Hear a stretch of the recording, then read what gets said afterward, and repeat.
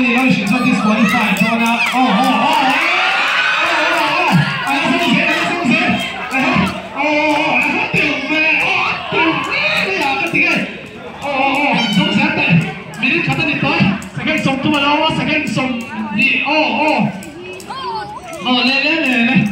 phụ thế cái một im mình khá khá đi thẳng tí đó second song có thể song tập quá song gì second song đó 8 7 6 5 4 3 2 1 rồi cứ nói cả rồi nó đâu gì nè lúc chỉ ôi là cái gì hả là ôi cái đâu nè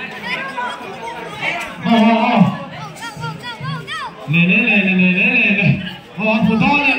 ăn đầu chia rằng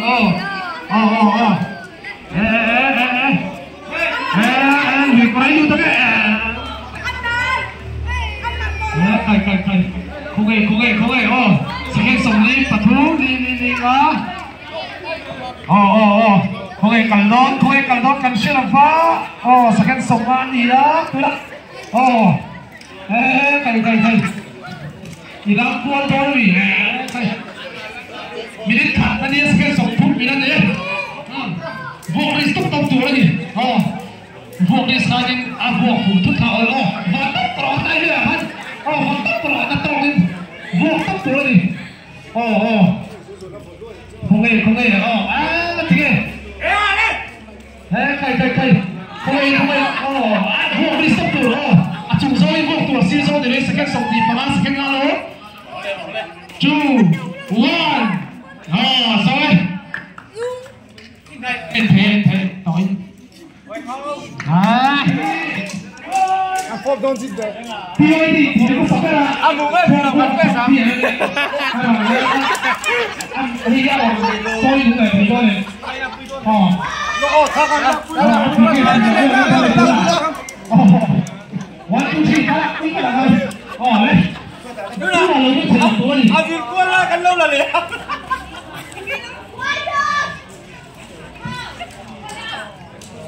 vứt em về mình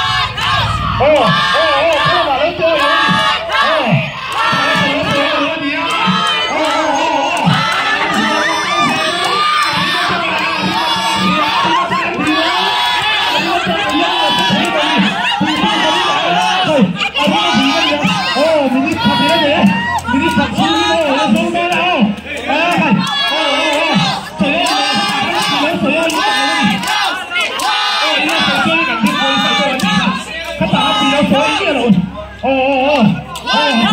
nào hiếu và đến president này là dòng lên khuôn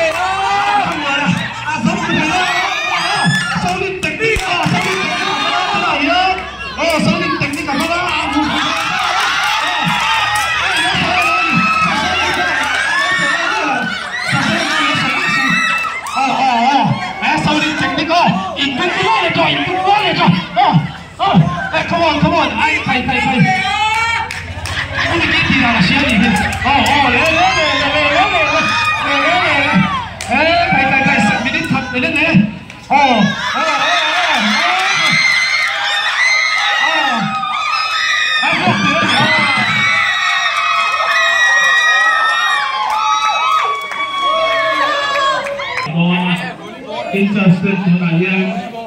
buat này tunayan treasure na mula thang sualin mit tua ma ko ka no ito pin ka na phun ko niya tuna me chu ko pin sen na adilawa lo iti mo ka tin ko ka na ole sa ole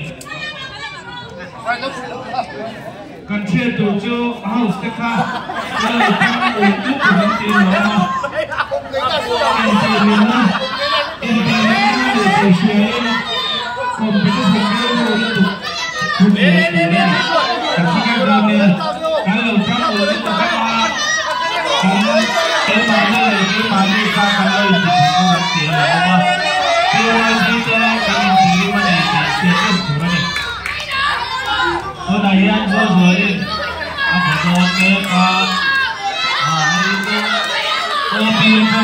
item anh ya kaneng lo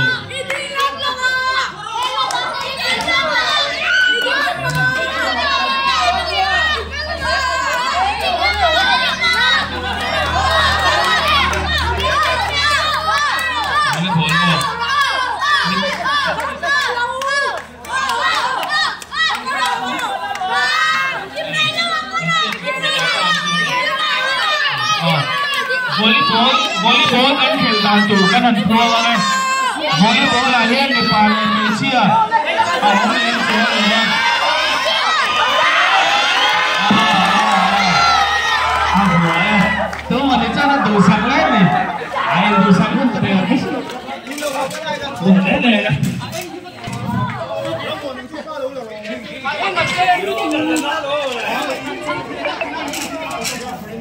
送剑剑了波送等美缩打送剑了马松。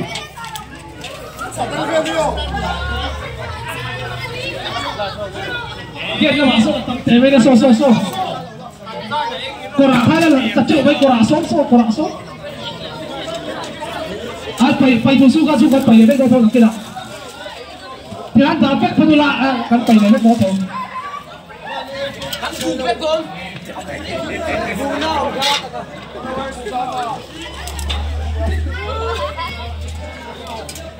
mất trong lầu về này ra kia này mày ấy là friend đi ok lên